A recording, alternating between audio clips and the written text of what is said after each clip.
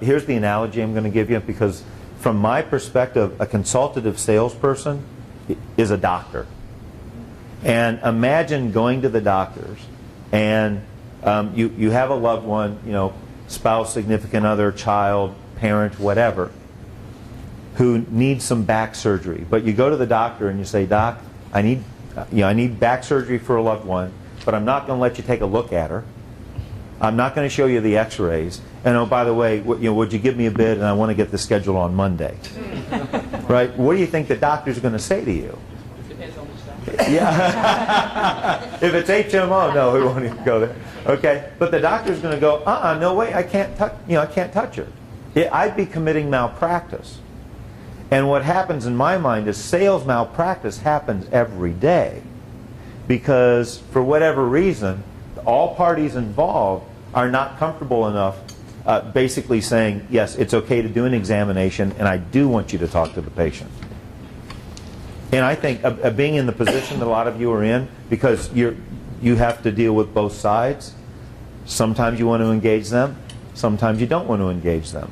And I know there's a timing issue, because you can get more favorable terms and conditions. But there's a time to let them engage, so that if it's a smaller player, not a brand recognized company, that maybe it does make sense, because understanding to me is everything.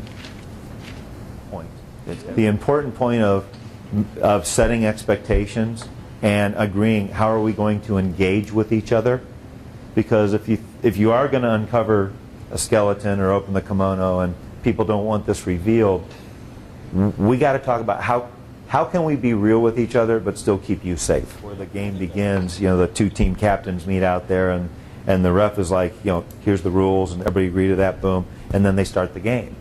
And I really see it the same way. The engagement is, how are we going to engage in a way that's open and honest and mutually beneficial, keeps everybody safe, and the confidentiality there. And it's real simple, because I like to treat everything as if I was a psychologist or a lawyer, where everything's client privilege and it goes nowhere else. And if you behave that way, if somebody will give you a break and actually trust you and operate that way, and if you just stay true to your word, word gets around that you're somebody who's good to work with.